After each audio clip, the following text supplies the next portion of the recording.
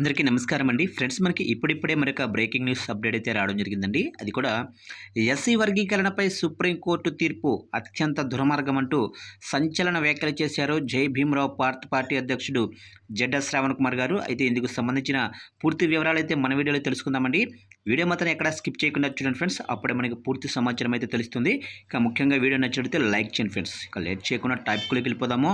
ఇక SC వర్గీకరణపై supreme తీర్పు అత్యంత దుర్మార్గం. ఈ తీర్పుపై అప్పీళ్లు చేస్తామంటున్నారు.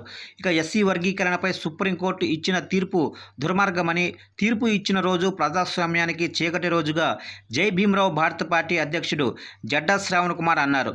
ఇక గాంధీనగర్లోని ఆయన కార్యాలయంలో మంగళవారం విలేకరులతో మాట్లాడుతూ ఈ తీర్పును తమ పార్టీ తీవ్రంగా ఖండిస్తుందని, దీనిపై సుప్రీంకోర్టులో అప్పీళ్లు చేస్తామన్నారు.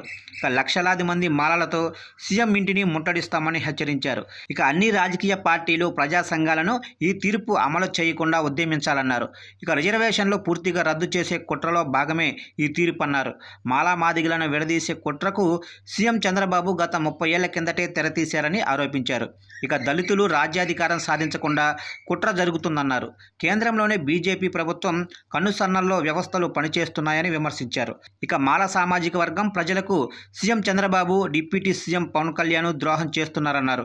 ఇక టీడీపీ, జనసేన, బీజేపీలోని మాల ప్రజాప్రతినిధులు వర్గీకరణపై ఎందుకు నోరు మెదపటం లేదని ధ్వజమెత్తారు.